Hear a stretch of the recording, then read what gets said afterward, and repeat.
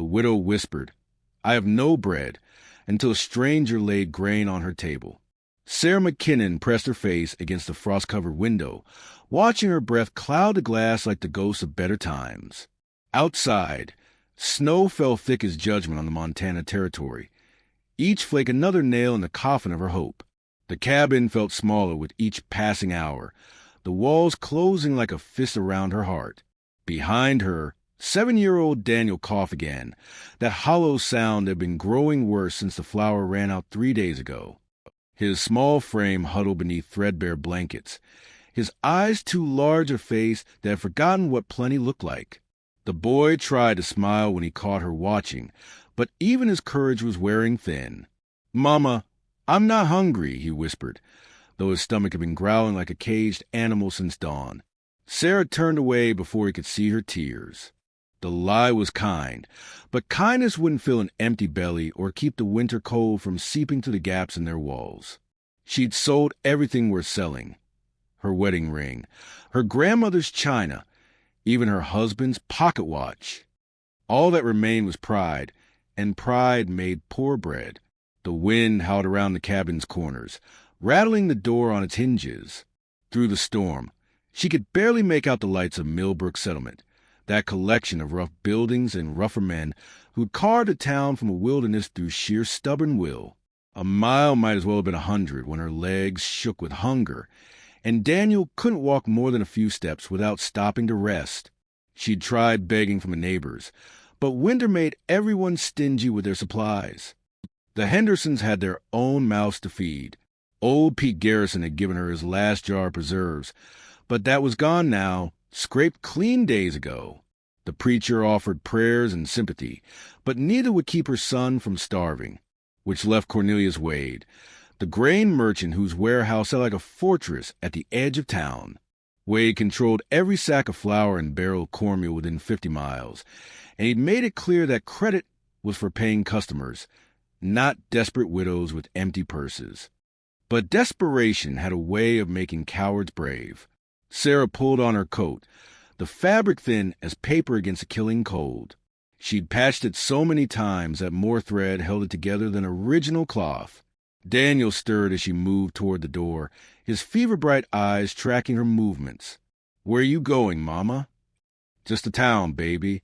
You rest now."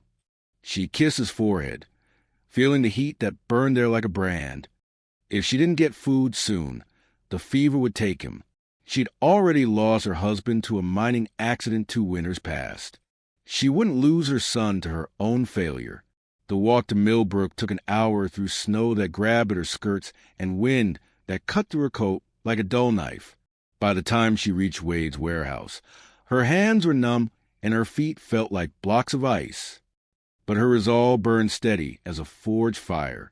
Cornelius Wade stood behind his counter, like a king surveying his domain, his belly straining against his vest while hunger stalked the streets outside. He looked up when the bell above his door chimed, his face souring when he recognized his visitor. "Mrs. McKinnon, come to waste my time again." "Please, Mr. Wade." Sarah kept her voice steady, though her hands shook with more than cold. "Just a small sack of flour. Some cornmeal. I'll pay you back when the spring thaw comes." "With what?" Wade's laugh was cruel as winter wind. "You got no husband, no job, no prospects. What makes you think you'll be any better off come spring?" "I'll find work. I'll do whatever it takes. Like every other widow who's come begging at my door." He turned back to his ledger, dismissing her with a gesture. "I'm running a business, not a charity. Come back when you've got money, not promises." Sarah felt something break inside her chest, sharp as glass and twice as cutting. She'd swallowed her pride, begged like a dog, and still he turned her away. Her son was dying, and this fat man counted his coins while children starved in the snow. "My boy is sick. He needs food." "Then you should have thought of that before your husband got himself killed in that mine." Wade's words hit like physical blows. "World's full of orphans and widows, Mrs. McKinnon. Can't save them all." She stumbled from the warehouse into the storm, the wind driving snow into her face like thrown sand. The darkness seemed complete now. Hope crushed beneath the weight of winter and human cruelty. Daniel would die, and she'd die with him, and the world would keep turning as if they'd never existed at all. The cabin felt colder when she returned, if such a thing were possible. Daniel had worsened in her absence, his breath coming in short gasps that tore at her heart. She knelt beside his bed, smoothing his hair, while fever burned through his small body. "I'm sorry, baby," she whispered. "Mama couldn't get the flour." He reached for her hand with fingers that felt like twigs. "It's okay, Mama. I'm not scared." But she was scared enough for both of them. Scared of watching her son waste away. Scared of facing another day with empty cupboards and emptier hope. Scared of the silence that would come when his breathing finally stopped. A knock echoed to the cabin, sharp and unexpected as gunfire. Sarah froze, her heart hammering against her ribs. No one traveled in storms like this, not unless they carried urgent news or urgent trouble. Neither seemed likely to improve her situation.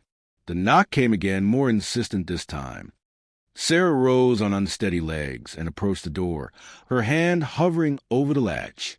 Through the wind howling, she could hear something else. The stamping of horses, the creak of leather, the sound of men who'd ridden hard through the storm. "Who's there?" "Someone who can help." The voice was rough as bark, weathered by years of hard living. "Open the door, ma'am. I've got something for you." Sarah hesitated. In her experience, men who arrived unannounced in winter storms rarely brought good tidings. But with Daniel burning with fever and nothing left to lose, what choice did she have? She opened the door, and a stranger stepped into her life like fate, wearing spurs. The man who stood in her doorway looked like winter itself had taken human form. Tall and lean as a fence post, with gray stubble covering a face carved by years of hard weather and harder choices.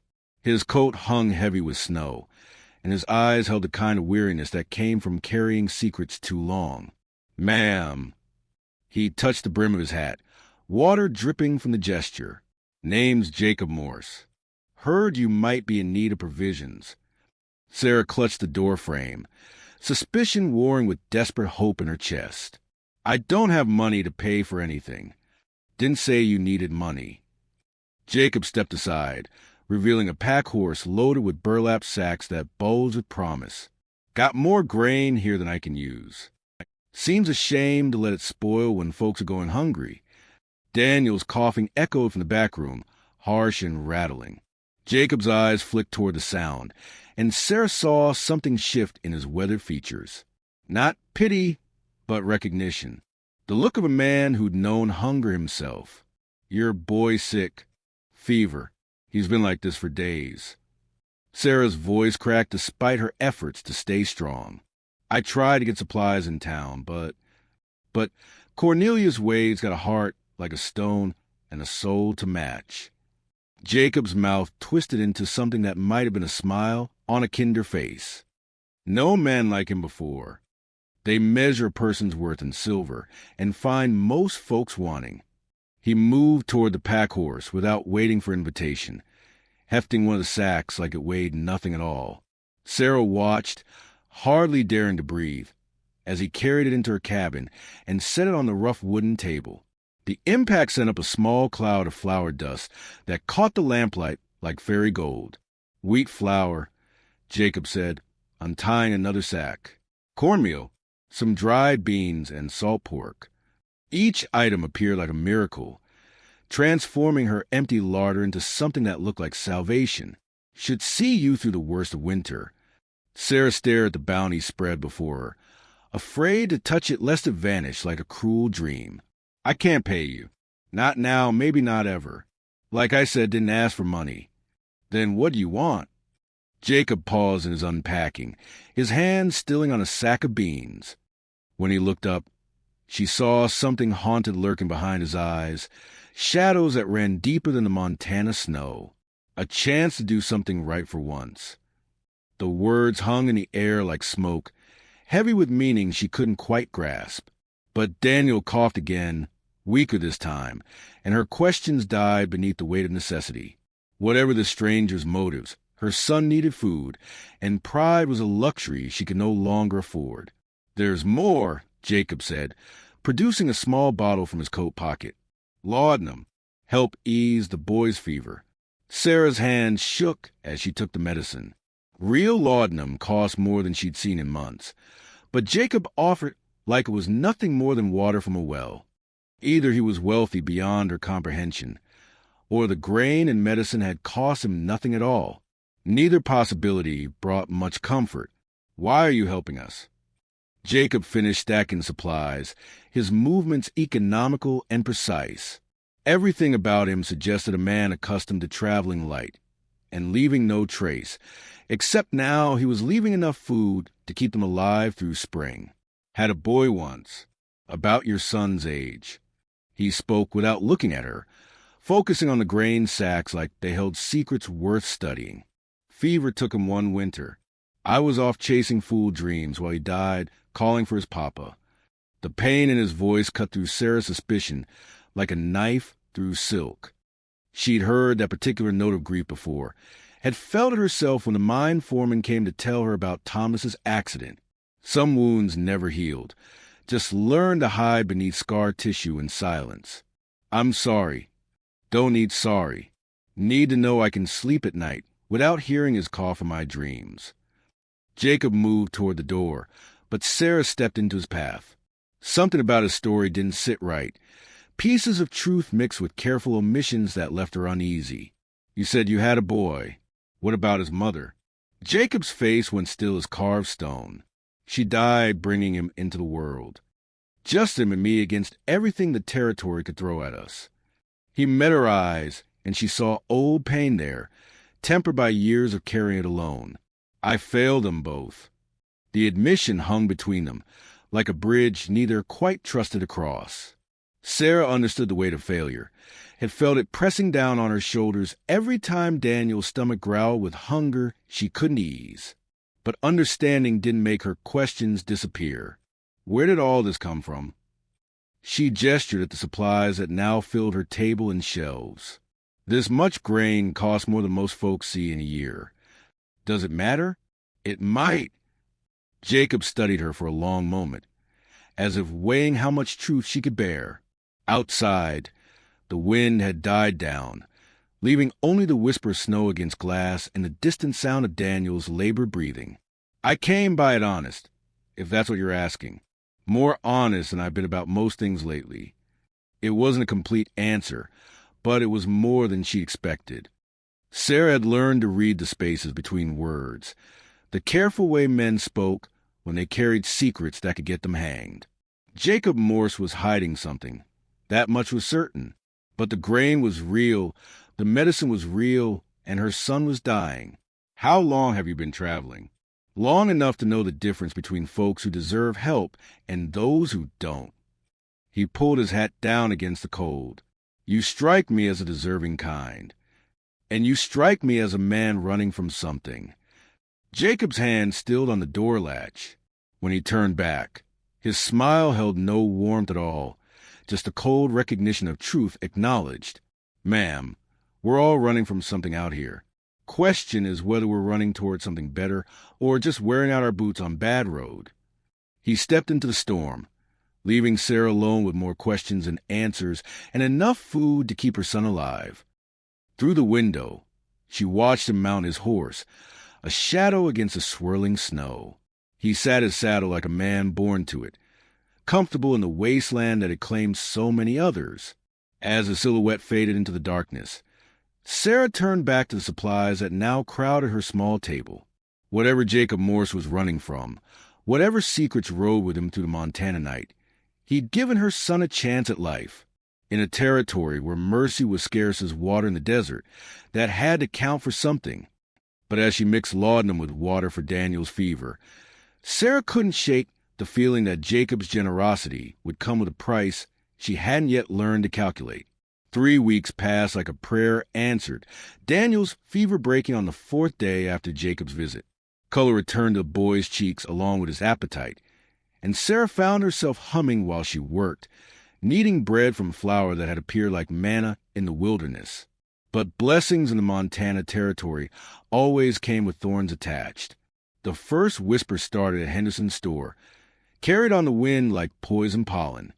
Mrs. Abernathy, the banker's wife, wondering aloud how a destitute widow suddenly had enough grain to bake fresh bread every day. Then came the questions, casual as morning coffee, but sharp as broken glass. "Here, tell Sarah McKinnon's coming to some fortune," old Pete Garrison said, loud enough for half the settlement to overhear. Mighty curious, a woman with empty pockets, finding herself so well supplied. Sarah felt the weight of their stares when she walked the well, heard the conversations that died when she passed. Millbrook Settlement had grown suspicious as a pack of wolves scenting blood, and she was a wounded deer they'd marked for bringing down. The truth was, she'd started to wonder about Jacob Morse herself. He'd appeared twice more since that first storm-blown night, always bringing supplies, never asking for anything but a chance to sit by her fire and listen to Daniel laugh. But there were things about him that didn't add up, pieces of his story that shifted like sand in the wind. His hands, for instance, were too soft for a man who claimed to make his living hauling freight. His horse was too fine, his gear too well-maintained, his clothes too clean for someone who'd been on the trail as long as he claimed. And there was a way his eyes constantly swept the horizon, like a man expecting trouble to come riding over the next hill. "Mama, why do people stare at us now?" Daniel's question caught her while she was hanging laundry, the clean sheets snapping in the cold wind like surrender flags. Her son had grown stronger on steady meals, his cheeks filling out and his energy returning with the fierce brightness of childhood. But children noticed things, and the settlement's whispers had grown loud enough for even young ears to catch. "Some folks don't understand kindness when they see it," Sarah said, pinning another sheet to the line. "Makes them suspicious. Mr. Morse is kind. He brought me peppermint sticks."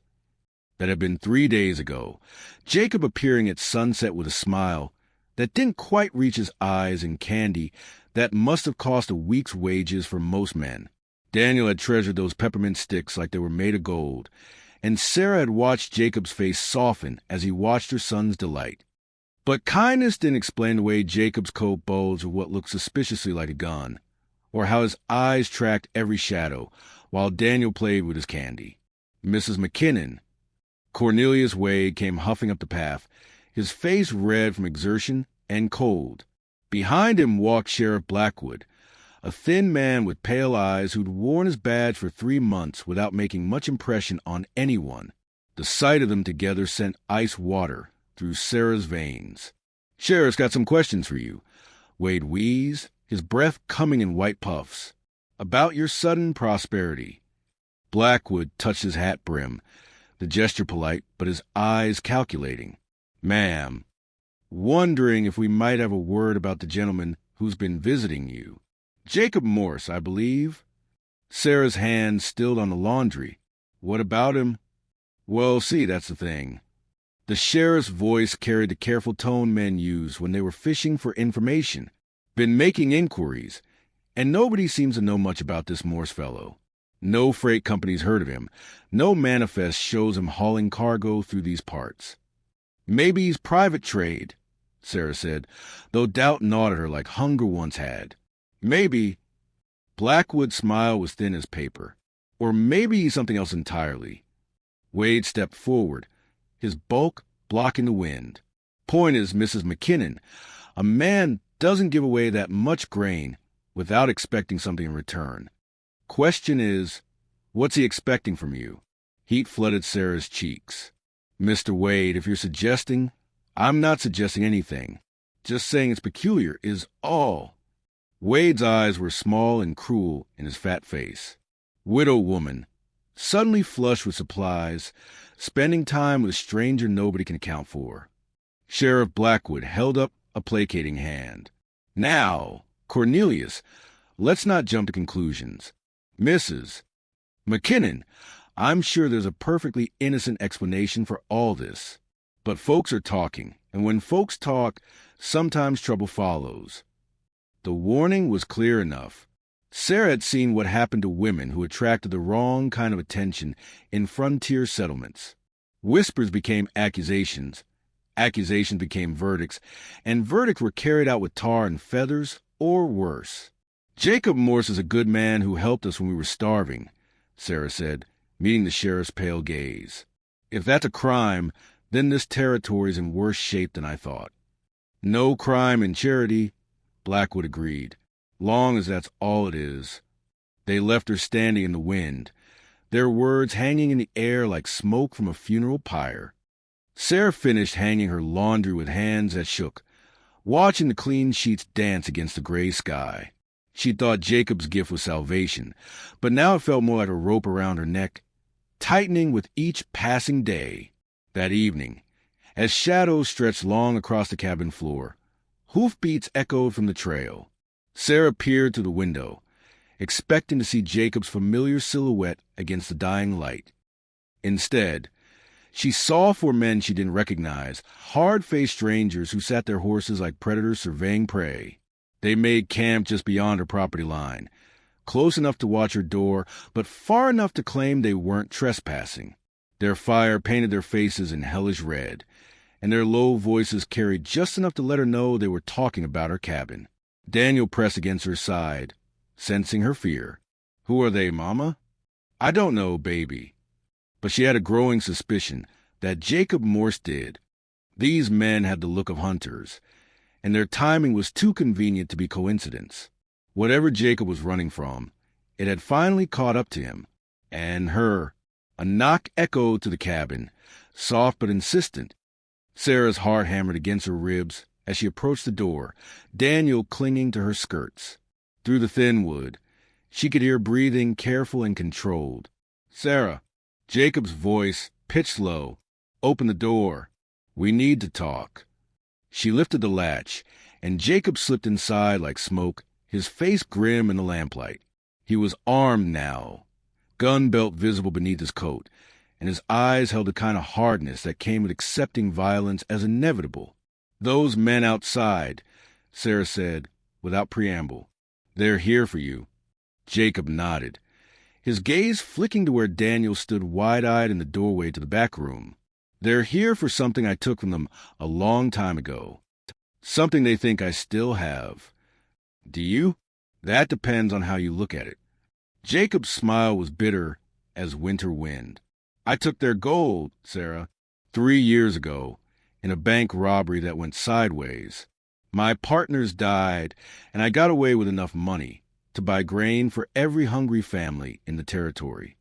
The words hit her like physical blows. Bank robber, outlaw, thief.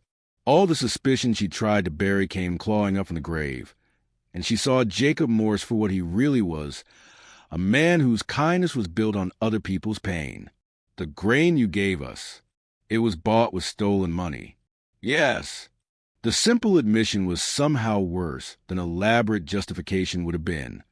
Sarah felt her world shift beneath her feet, everything she believed about her mysterious benefactor crumbling like a house built on sand. "Those men out there, they want their gold back, and they think you know where it is." Jacob's hand dropped to his gun. "They're half right." The cabin felt smaller with death waiting outside its walls, for armed men huddled around their fire like vultures around carrion.